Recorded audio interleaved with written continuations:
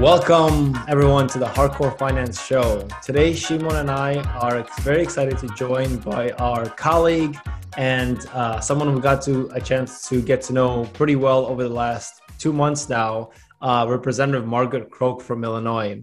And a little bit about Margaret. Representative Croke is actually a first-time state representative from Chicago, and we got a chance to get to know her because Representative Croke is actually pushing an incredibly thoughtful, forward-thinking, new age crypto bill in Illinois. And I know a lot of people that follow the space, think of Wyoming, Miami as crypto forward places. Actually, Chicago and Illinois are about to join that list. And so we wanted to bring Representative Croke to the show, welcome her. I think you all will get a chance to understand how amazing she is and how forward-thinking she is after this interview, and just talk a little bit about what's coming up and how crypto is enabling good across the world and specifically in Chicago. So Shimon, any other words you want to add before we welcome Margaret? Well, I'm just super excited to have Margaret on, and I think the U.S. government is a great example on really good crypto regulation, and I'm very bullish on state, local governments being even more, more progressive in the crypto regulation space. So super excited to have Margaret on the show. Welcome, Margaret. Hi guys, thanks for having me. I feel like I should bring you around to introduce me to everything. That was such a kind introduction. I feel very, very blessed to have you guys speak of me so highly. But yeah, just a quick thing, I'm Margaret Croke. I represent the 12th district in Chicago. So most people know my district because of Wrigley Field. Go Cubs! Always gotta represent all the time. But yeah, I'm really excited. There you go, right? That's perfect. No, I'm just glad that I got to meet both of you as I was kind of discovering the regulatory environment around cryptocurrency, and was able to have the conversations we had that better framed what I think Illinois is hoping to do and where we're hoping to lead on crypto and blockchain in general. So I'm just happy to be here and talk about the bill and talk about what's next for Illinois. Fantastic. Maybe I'll kick us off, and then can you tell us a little bit about maybe a brief, his bio of you and how did you get into politics? And then tell us a little bit about the bill, where it is, what's it trying to do, where it's going. And then as Shimon and I talk a lot about these things, we always want to, we hope to use this segment, this episode, to show how crypto is actually a change for good. It's much bigger than this price speculation that's getting a lot of heat in the media. It's actually a change for good to really help people across all rungs create wealth, establish wealth, and modernize themselves. So I want to get there, but first, just tell us a little bit about yourself and the bill. What is it all about? What's actually happening in this thing? Yeah, so I'm what you would lovingly describe, and I self-describe as a government hack. I started in government in a Cook County Commissioner's office, and I basically, I got obsessed with constituent services. I really like helping people to the point where someone can yell at me for, a month straight about a policy or my decision on a vote. But if I was able to connect someone to the unemployment office and get them their check, that makes my entire year just helping someone in that way. So I got really addicted to that at the county level. I bounced around to the mayor's office. I worked a couple campaigns, presidential campaign, and then Governor Pritzker's campaign. And then I decided I wanted to go into state government. So I went to the Department of Commerce. And that's where I started to find my love for emerging industries and ways that we can promote change within the state, but also encourage growth, get people to move here, get jobs, what type of incentives work, what type of incentives don't work. So that's where I came from. I decided to run just because of kind of my love for helping people on a local level. And one of my very good friends that I met in my, government experience was Chase Fredwinkle. who's the director of banking over at the Illinois Department of Professional and Financial Regulation. And he talked to me about a report that IDFPR was doing on blockchain and cryptocurrency, because at one point around 2016, 2017, Illinois was talking about crypto and blockchain before a lot of other states.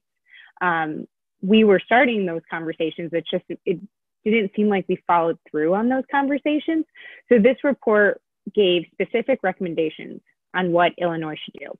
And one of those things was a SPEDI, a special depository institution.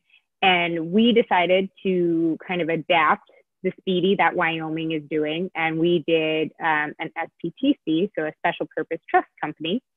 And that's what my bill is. So the bill is HB 3968. It creates these special purpose trusts for digital assets, very similar to Wyoming. However, our underlying banking law is different in Illinois than it is in Wyoming. So there are a few benefits that I think that we have with our trust company versus their charter. One of them being that our trust company can partner with existing financial institutions if they so choose and expand what banking functions they offer. So if you want to look at lending or transfers or other things that our traditional financial institutions do, we can start doing those with digital assets.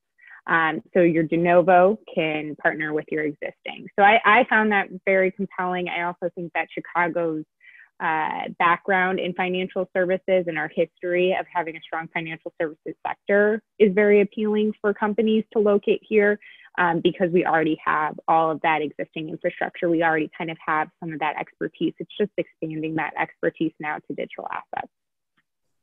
Yeah, I think this is incredibly great that you guys are doing it, because first of all, I have, again, a huge respect for the government. My grandfather was actually a public servant, and he always spoke about how helping people is why he's there. Like, you could have made a lot more money, like in the private sector, but you don't get to touch and help as many people in the private sector.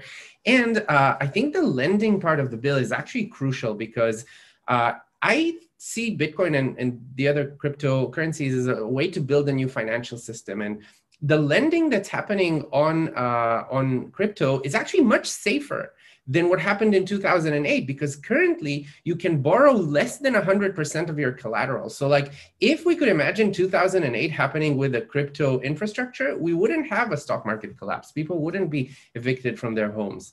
And so I think it's incredibly good that you guys are thinking about that. And also another thing that I wanted to point out is that the financial system currently is kind of hurting people that either don't have enough access to it, but also people that are not educated enough about their options, and they then go to borrow money at much, much higher rates outside of the traditional financial system. So I'm very excited about that. Where's the bill currently standing, and like, what are the next steps? Yeah, so the bill passed unanimously through the House of Representatives, which, we talk about the partisanship that our country is experiencing. And sometimes you can see that on the state level, obviously.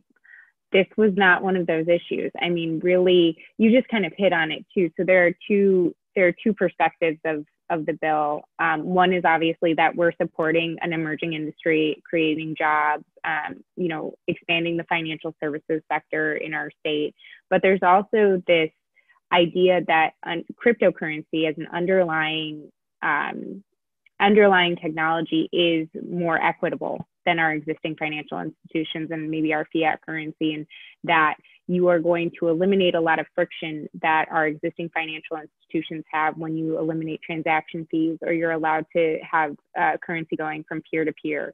It's going to help the underbanked and the unbanked. So there's all these various components to crypto that I feel like everyone can attach something that they're passionate about to. So it unanimously passed the House. It's going to go over to the Senate. It's currently there. They are, a few of my colleagues are going to have subject matter hearings similar to what we did in the House, just to talk about blockchain and cryptocurrency, because one of the hardest things is getting over that education gap for many people, just trying to understand what are we talking about.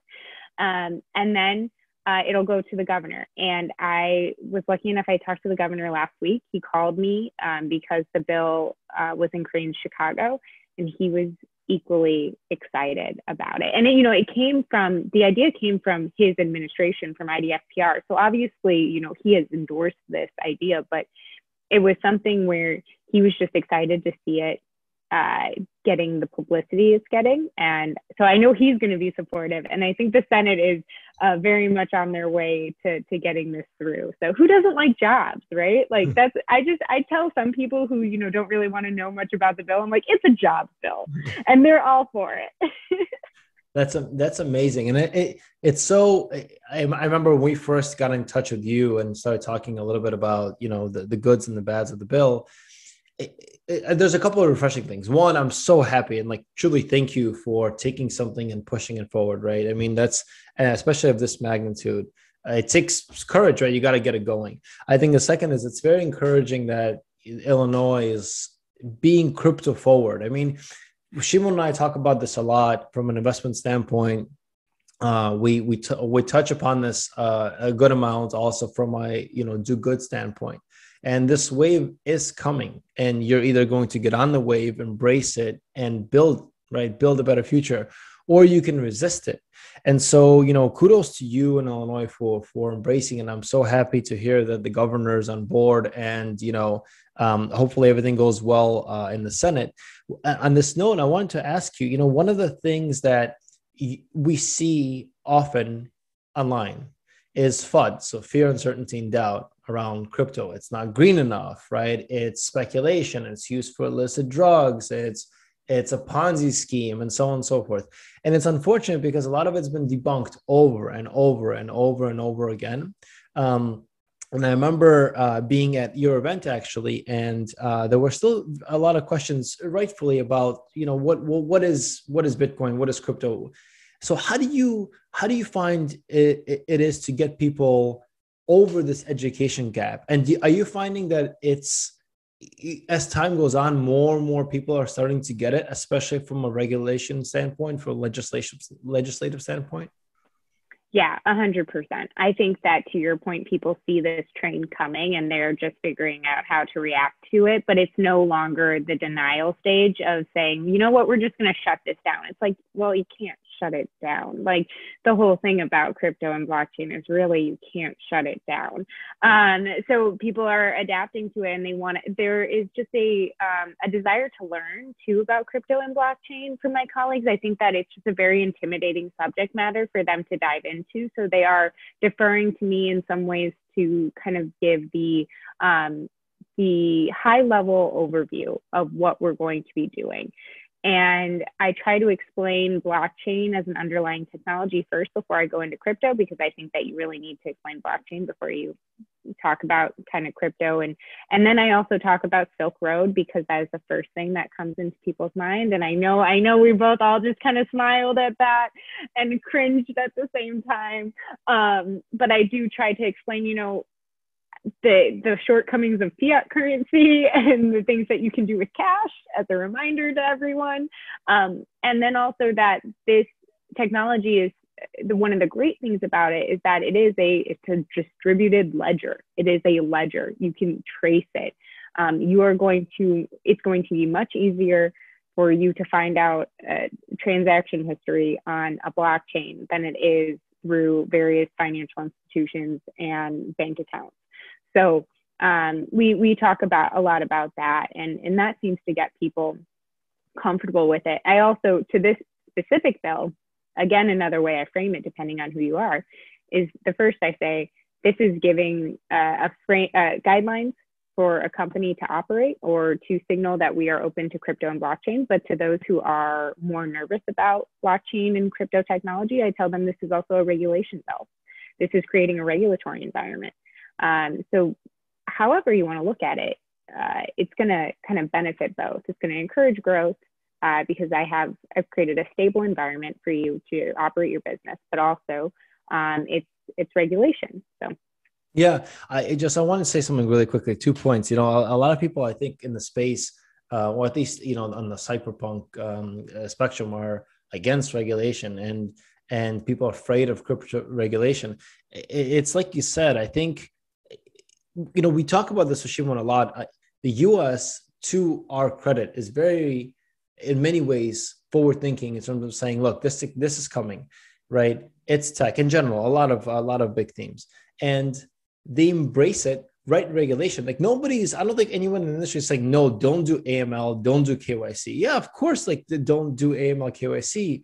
But I remember listening to just recently, Microsoft came out with an earnings call, and I used to work for Microsoft, and rightfully Microsoft was saying, hey, look, for crypto, there could be a lot of ransomware. So people are saying, hey, we'll hijack your computer and pay us in Bitcoin.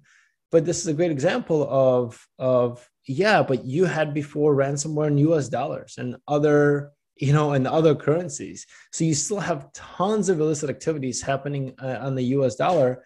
And so let's not stop innovation because someone out there does something badly. Someone out there is always going to do something badly. Plus you have all these on-chain analyses. And so I just want to kind of, call that out, that the illicit stuff happens all the time.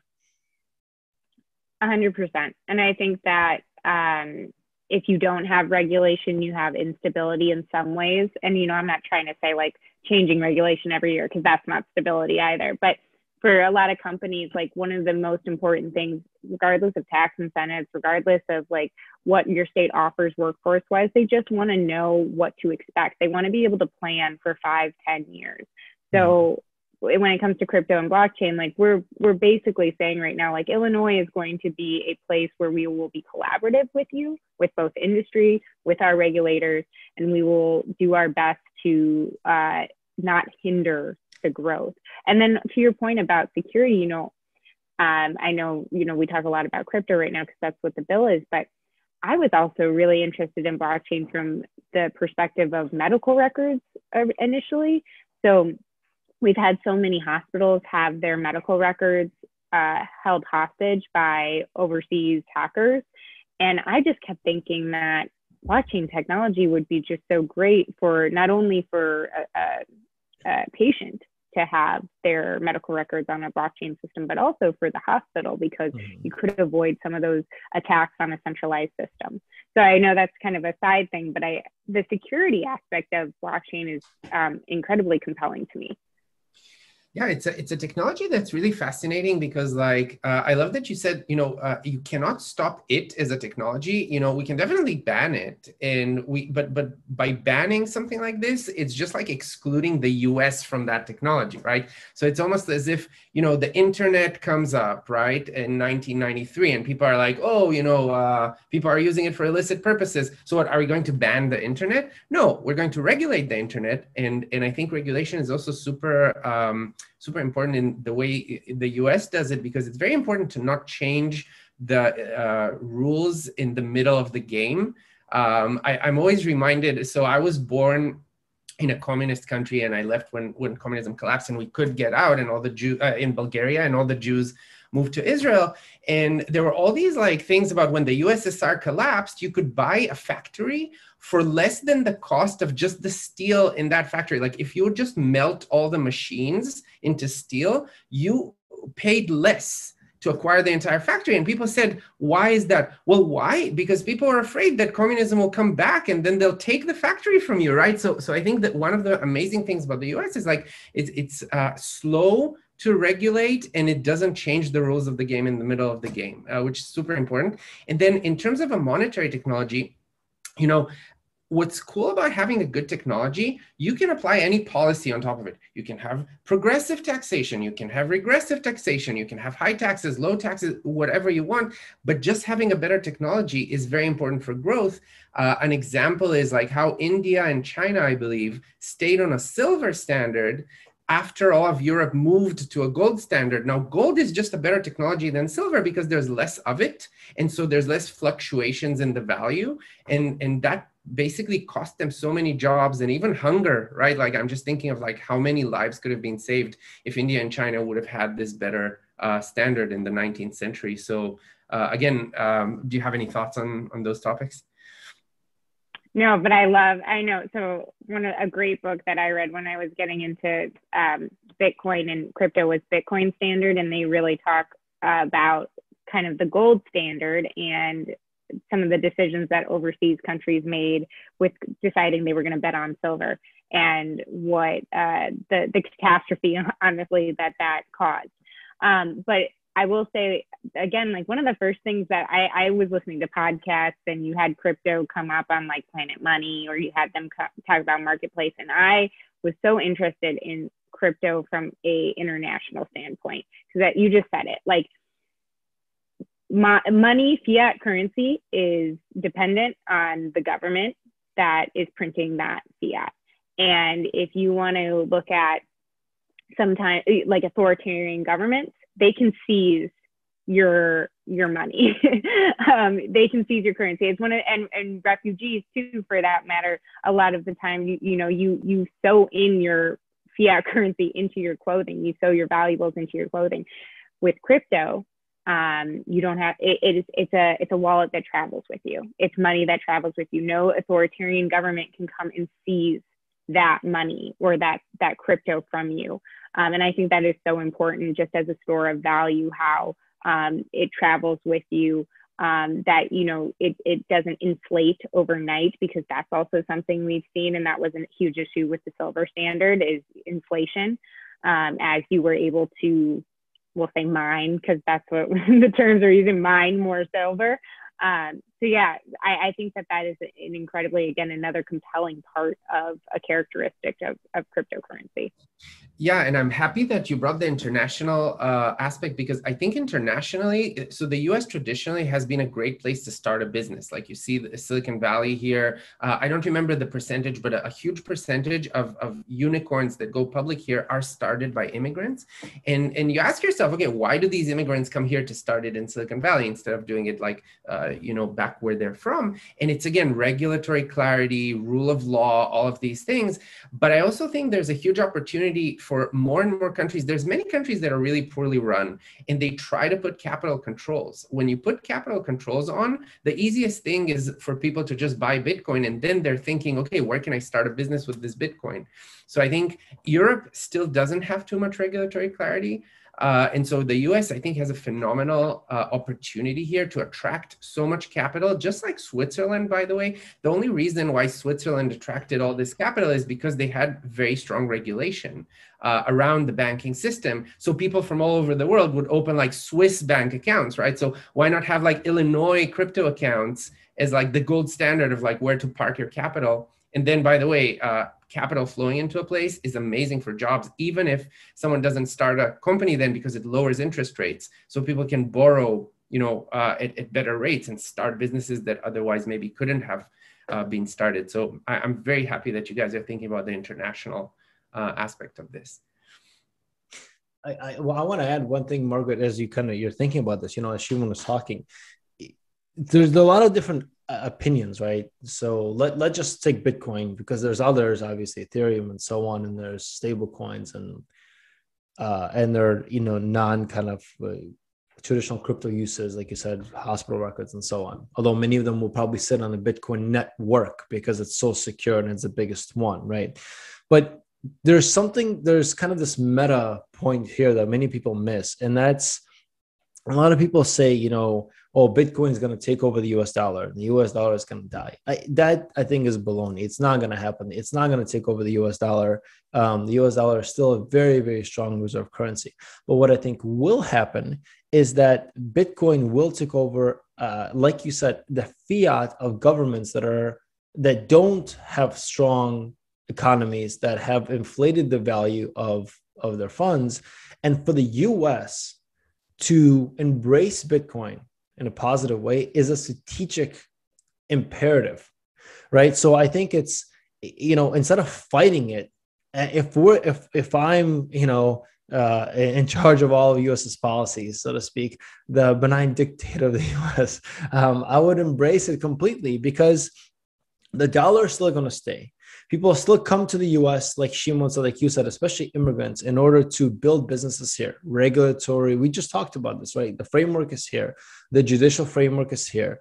The entrepreneurs are already here. You're still going to use fiat for many of the local. Bitcoin is not great as a currency yet. It's going down the road of a store of value. It's the velocity with Bitcoin is not there. That's not what it is, right? But so you embrace this great store of value, this great asset. From there, the US dollar is its sidekick. The US dollar is the velocity portion of it, strategic velocity portion of it. Bitcoin is a store of value, just like you have digital real estate. It's the Bitcoin and crypto are kind of these assets of the digital world, and the US dollar and maybe the yuan and the euro. Maybe there'll be a couple of basket of 5 of major currencies are strategic, for the fiat, the real world, if you will. And so if I'm the US, and what I love about what you're doing is you're openly embracing this thing. There's jobs, but it's going to also create this new layer of the internet on top of which we can build a lot of things that truly help people, that truly move things forward. So let's take this hospital records as an example, right? We talked about patient records. What about identity? Like we've talked a little bit about identity. We have these fights constantly about, well, does Facebook, not to single them out, but just anybody, any online company, do they own my identity? Do I own my identity? Are ads following me? Who owns what? Am I even me? Who's who, right? There's a role for the government to play to attest people's identity. And not only people, things, they can be stored on the blockchain. And now you can have a true decentralized internet, trustless internet of things, where two different identities talk to each other. We're talking to each other through a centralized, app. We won't mention them, but one of the centralized chat apps. But we don't need to necessarily. We can talk to each other as identities through video chat on whatever, right? Identities will be stored in the blockchain. So there's this bigger world that many people miss, and it's all enabled by creating a regulatory framework on top of which people can build. Yeah, and I would say I had a call on Saturday with the global DCA and Congressman Foster, and I was really excited with what Congressman Foster, who's chairing the blockchain caucus, or I apologize if I have the name wrong, but that group within the U.S. House of Representatives. And that was, Alex, what you were just hitting on with he was less interested in crypto, and he was much more interested in how do we figure out this identity component. And I found that very interesting, but also just like very heartening that it was a conversation that was even being had, because sometimes I feel like at the federal level, we don't hear about what's going on. We don't hear about even the bipartisan issues, and that's a bipartisan initiative too. So it'd be nice to see some leadership from the federal level. Whether or not that's going to happen is why the states have to be motivated to do things around this. But it would be nice to see the federal government act. And what I'm hoping Illinois can be at most of the time is we can be the bellwether, or we can be the example to take up at a federal level. And I know that Chase, who I've spoke with, who's the director of banking, one of the things he's doing is talking constantly with his counterparts at the federal level, so that if we do have federal regulation, Illinois is the example and doesn't have to change any of our regulatory structure to match with the federal regulation. So that's kind of one of our goals too, is that as the federal government catches up to what the states are doing, Illinois doesn't have to change any of our processes. But we'll see if that happens, right? I mean, that's just the goal.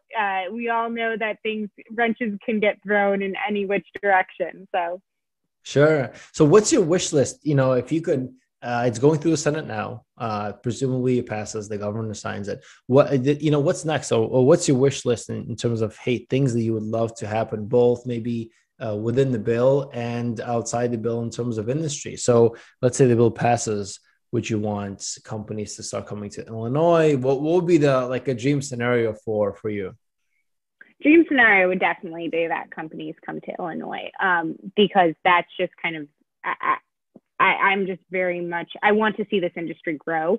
And the goal is to not just that these companies come to Illinois, it's that these companies come to Illinois and they tell us or me or the city or whoever what is needed next and how can we better our society. Because I want the companies to come, I want jobs and everything, but we've hit on this equity component, and that truly is where I'm coming from constantly. And that's why I'm in government too, is the equity component. I want to give everyone an equal opportunity to be successful. And I find crypto to be a vehicle for that. So if all these companies are coming to Illinois and they start seeing or start innovating in our state, we're going to be the first ones that start implementing some of those things. And that's what I would like to see, whether it's, getting people access to capital. I mean, I'm really focused on the underbanked and unbanked because we have many people within the city, similar to other large cities, of people who are underbanked and unbanked who do go to those credit agencies or start getting very high interest loans. And then it's just this cycle. It's a cycle of poverty, and I want to break that so desperately. And I think that the next thing though is for Illinois we're sending the smoke signal now. We're saying, hey, we're not scared of crypto. We're not scared of blockchain. So what is next, right? Like, so is it medical information? Is it just records? Like, do we figure out a way to change over the county clerk's office and make it so that all of your licenses and your vehicle registration are all on a blockchain network that can't be hacked? That'd be really cool. So it's crypto and it's that industry, but it's also like being innovative and figuring out how do we implement some other things that we can on the blockchain. Yeah, equity is super important to me as well. And I think what many people don't understand is, so the federal government prints money, right? And so this is neutral. It could be good, it could be bad. Alex and I had a podcast episode about national debt, money printing, all of these things. They're completely neutral. It's all about where do you spend the money. But the issue is that many times this money is not spent on helping the poorest or the, I don't even want to use the word poor, but it's like the people who really need help. It's not necessarily spent there because they're not organized. So I read a very fascinating study that basically showed how disproportionately powerful our organized groups compared to like dispersed groups, which may be 10 times larger in terms of just their voting, capacity, but like they're not organized. And so what happens is like the government prints money and then they're like, okay, what should we do with this money? And then all the organized groups lobby them really, really hard to first spend them on things that are not necessarily helping the people who need the most help. And then what happens is this creates inflation. Now with inflation, the reason why it hurts the people on the lower socioeconomic status, it's very simple, because people in middle class and above can very easily protect themselves from inflation because like they don't hold cash. All their assets are invested. So either you have a house with a mortgage or you have a 401k or basically anything you invest your money in kind of protects you against inflation. But if you live paycheck to paycheck and you can only put aside a little bit of savings, those savings are eroded away at a crazy rate. Like people think that the CPI is not very high, the consumer price index. And it's true, the consumer price index is not very high because like we can create a lot of, food, electronics, all of these things, we can create a lot. But you look at limited resources like land, like education, things that people really need, those are going up at a very high rate. And so basically it's really hard to guarantee a standard of living that's equal to your standard of living to your kids unless you have assets. And I'm very excited about seeing, you can already see this in the developing world where they're going through hyperinflation, like in Lebanon, for example. Bitcoin can be the difference between a family going completely bankrupt and a family being able to, give a very good quality of life to the next generation. And so I'm very excited about that and happy that you guys are thinking about equity. Yeah, we have the same thing on, within the US. I want to point out there are a lot of groups that are, for whatever reason, are outside the system. Either, can get a credit score, for example. That's a use case that I love because let's say you can get a credit score, right? Or you've had bad credit, or I know many people that have had unfortunate situations happen. Medical bills hit and then you've gone bankrupt and now it's very hard for you to get credit. Well, if you're able to buy in slowly but surely into a Bitcoin and use that as collateral, now you can get credit against a hard asset, and you can bypass the whole credit score system, which is maybe designed to keep you out, not intentionally designed to keep you out, but it's been, kind of perversed over the years. Same thing for, I think, minority groups in the US. There's a lot of, I'm seeing on crypto Twitter, a lot of groups that are kind of for, African American or Black communities, specifically moving them into crypto, because the communities that have been kind of pushed out by the system are now saying, hey, this is something that can pass wealth down to, from family to family, can hold on to as a scarce asset that anybody can go out and buy. And then, so that's very encouraging. And I love the point that you mentioned, Shimon, about inflation. And, Margaret, we talk about this all the time.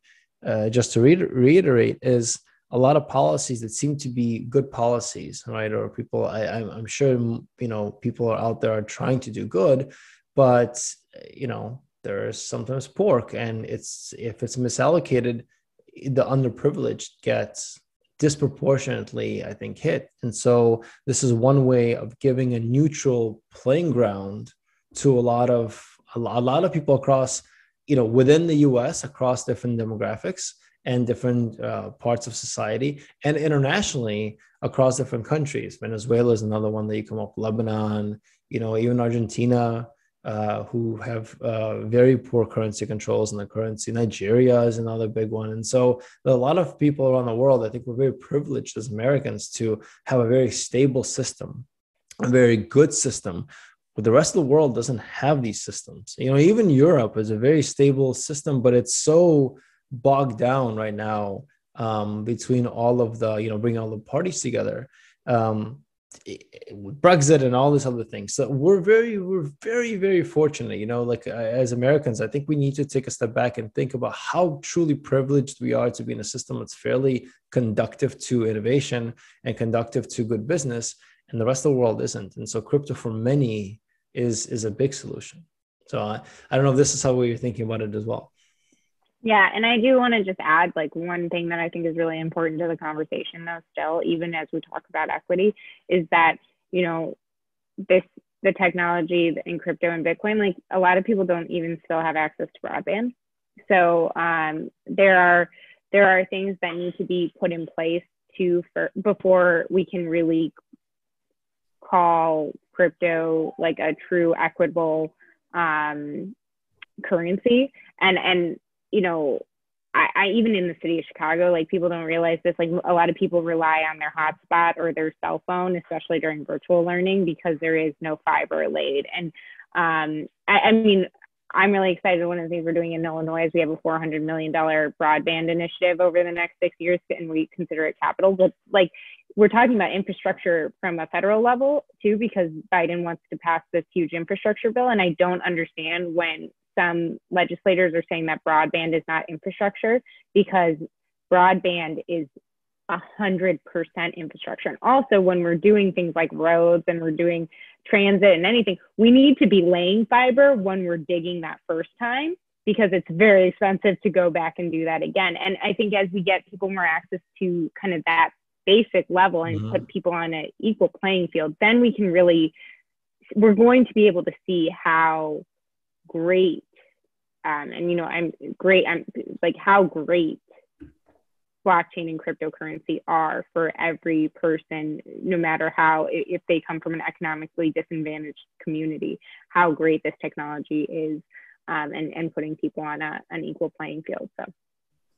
Yeah, I mean, I can't imagine people saying that broadband is not infrastructure. I mean, it's the most fundamental thing. It's so funny. I was traveling once backpacking in the East, and in Vietnam, the army owns all of the cell phone network. And so it's very, very cheap and very fast. And so you can be in a rural area. I won't forget this site of a rural area. People barely have any windows, and it's just like a shack. And all the family members are on their phones, connected to 4G. And I'm just thinking of how it will allow them to leapfrog, decades of underinvestment in education, all of these things that we think that the government should invest in. If you just give fast internet to people, you can leapfrog them, because many of these things are available online, and like even getting the inspiration. Like I'm seeing so many freelancers from Vietnam, and I never knew why Vietnam is so much more developed than even Thailand, right? You have two countries that are close, they're kind of similar. Vietnam has a lot more high tech than Thailand, and it's just because of better infrastructure on the on the broadband. And also cell phones are very cheap. Like the handset itself is not very expensive. Most of the costs are like the connectivity costs, the ones that you pay every month. I would love for the government to like just give free internet to everybody. I think that would be an amazing investment if they could pull this off. I don't know how much it would cost, but I definitely think that if it can pass from a partisan perspective, it would be a great investment. Here we go. You heard it here first, folks. Free internet for everyone. Yeah, I'm at that point where I think that it's a public good. I mean, I don't want to. I know it'd be too expensive, and there'd be public utilities would be like up in arms, obviously. But it just is something that I agree with you. I think that you would also see a huge increase in innovation too, because you'd be giving access to a technology that people who had never had that opportunity to have it. So there would be like so much public good that came from that. But then you're gonna put me on my soapbox right now. I gotta jump off that. Jump off. Well, it's interesting. A lot of people criticize, to his credit, Elon Musk. He's trying to. I think his ultimate goal is to make us all an interplanetary species. But so it's like green energy, right? Broadband for everyone. Starlink is exactly that. I mean, I'm along with the board company. It's the boring company, but those are unrelated actually. The boring companies for roads and I know. I'm saying along with all this, I just forgot the name. But the point is, Starlink, the Starlink thing he's doing is on the way there. The reason why I bring him up is because I think he would agree with our little thesis here. But and then he buys into Bitcoin and he gets yelled at for it being not green. It's just, I think at some point, it's very hard to please everyone, right? And even if you're trying to do the right thing, you're gonna have all these different spectrums and all these different opinions of people, and it is threading of the needle that you have to do. But I agree with you guys. Shimon and I talk a lot about good government investment, and ironically, a lot of the Bitcoin crowd is very libertarian. So and no government is the best government for them. But here we go, and we have Representative Croke here. It's hard to deny the fact that if you don't have internet, right, a lot of these things that we're talking about using, you can't use. And even if ultimately the hardcore Bitcoin will say, well, you can run your own node, but for the masses truly be able to do this, to be able to go online, go to an exchange or store wealth, this is a fundamental need. And in the US, we're actually quite behind the rest of the world in many, many ways. Yeah, I think we need to really frame broadband and internet access the same way we frame access to like clean water and electricity. Like this is how we need to actually have the conversation around. It's not a luxury anymore. Internet is not the same as like cable. Like there is, especially now we've seen in the pandemic too, the reliance we have on, internet just for virtual learning and what that's going to do. But that is something that I'm just incredibly passionate about. And I would say it too, I know you mentioned the green argument, and that was something I'm a part of the Green Caucus in Illinois, and energy and renewables are very important to me. But my perspective from an Illinois was that when we're talking about like Bitcoin, we all know other coins use different, they do maybe a proof of stake versus a proof of work, and therefore it's less, energy reliant. But what I'd said to the environmental groups in my district was, I'm not going to be able to regulate the miners, basically the huge mining facilities in China. Like they're right next to a power plant. Like that has nothing to do with like me doing anything with regards to regulation and encouraging crypto and Bitcoin in Illinois is not going to change what's happening internationally in a government that I can't control. So this is coming. This is the train. It's coming. And we have all these reasons we don't need to hop on the train, but there are a million more reasons why we need to hop on the train. So like, let's get going, because other states are going to react. The federal government's going to react. So Illinois, let's just be the first ones here. Yeah, I just wanted to mention about the green aspect of it. I also really care about the environment. I don't think it's the right framing at all, because I think what we need to say is like carbon emissions are bad. Yes, exactly. Electricity is completely neutral. And if I, like, look, my father's a nuclear engineer. He builds nuclear power plants. In the 60s, when he was in school, fun fact, he studied with Angela Merkel in the same classroom, because she was also a nuclear engineer. But anyway, fact. Yeah, fun fact. That's a cool fact. It is cool. They were both like, she was from East Germany and it was Moscow University. Anyway, my point is they were super idealistic. They thought that this is super clean, right? It will deliver free energy, almost free, like free marginal cost for the energy to who needs it most. And like everything is downstream for energy. So reducing the cost of energy is like really, really important for just prosperity. And so I really don't like the framing of like Bitcoin is bad for the environment. It's like, no, you can say that carbon emissions are bad for the environment. And then let's talk what we're doing about that. Now, there's a lot of stranded energy that can be used for Bitcoin mining, which is not practical. So like renewable energy, what people don't understand about renewable energy is like, even if the cost of generating a kilowatt hour from renewable energy goes really down, it's very hard to build these around population centers. Exactly. It's like the transmission loses a lot of the electricity that you manufacture. Bitcoin, you can put a Bitcoin miner in the middle of nowhere where there's a huge hydroelectric plant or something, and then it's completely clean. And I actually have no problem with taxing like things that are bad for the environment, but let's not, create fear, uncertainty, and doubt by generalizing, right? This is like Bitcoin is bad for the environment. I really don't see the link. I don't know, Alex, if you have any thoughts. Well, I was just going to say something, Margaret, really quickly. I used to work in this industry. Before business school, I was in an energy company. And there's so many people misunderstand electricity and energy, how it works. And it's exactly what you said, Shimon, and what you said earlier, Margaret. But there's not only can you use excess electricity, and like you said, there's no transmission loss. But like you can have it again in the middle of nowhere. Plus, you have a lot of areas that are flaring gas, so they're burning methane, for example, which is like 23 more times worse than carbon. And they're already burning it, converting it to carbons going out. So instead of letting it dissipate into the air, you run it through a generation set, and you mine Bitcoin. It's like this; these are excess gases that are going away anyway. It's excess generation. And the other framework is, I think, Shimon, you said this earlier. It's kind of like, okay, so Margaret, to your point about what China's doing, and sooner or later it's going to move off of China. A lot of the Bitcoin mining pools actually moving to the US. But it's like, okay, when we had the space race with the Soviets, right? And the Soviets were the first space. Well, we're like, okay, well, that's it, guys. Nothing to see here. We're done. Ban space. We're gonna like leave. They got it. No, we doubled down, right? And we went to the moon. So it's like, okay, so China has dirty power. Shocker. They've had dirty power to manufacture and do other things. We're going to make ban space a hashtag. Yeah, I think that's a great hashtag.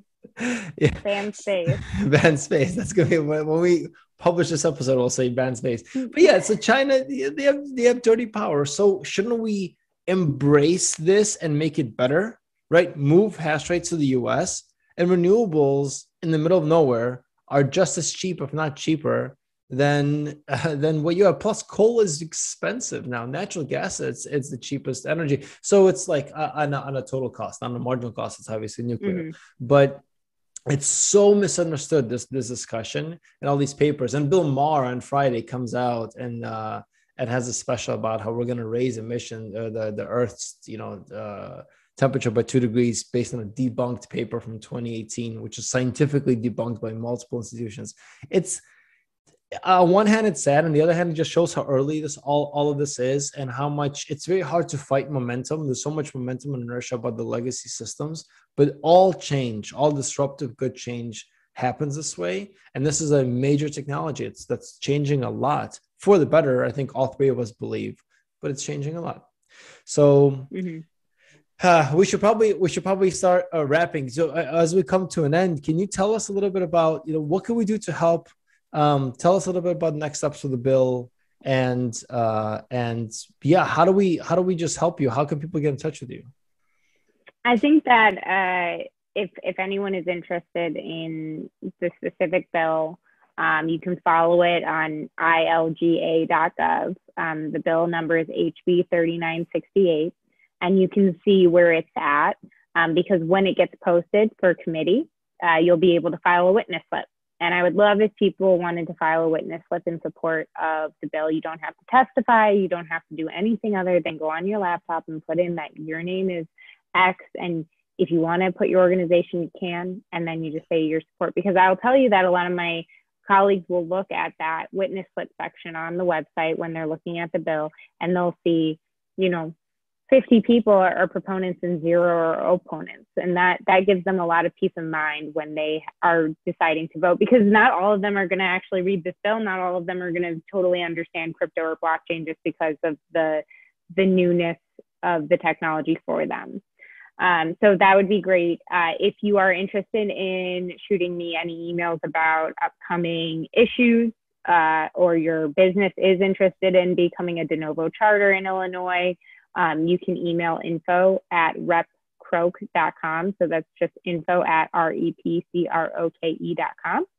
And we'll be able to connect you or kind of start that dialogue. But side note, who even likes Bill Maher anymore? Like, I'm just going to say that, like, people from the right don't like him. People from the left don't like him. Like, why does this man still have a TV show? But like, that's like a whole nother, we could have another podcast talking about that. well put. So ilga.gov, HB 3968, info. We'll add on to the show notes, so you guys can look at the show notes. There'll be easy links to click on. Yep. And that's great. info@repcroke.com. Thank you so much for coming on board. We are big supporters. Love what you're doing. Thank you for what you're doing. We'll continue to support you and as much as we can. And look, we really hope to make it happen. Go Cubs, go Chicago. Yeah, thank you. Right? I feel very lucky that this is the young generation of our politicians. I hope that we get it's fantastic. And please let us know how we or our listeners can help. We would love to help in any way we can. Awesome. Thank you, guys. I'm glad to be here.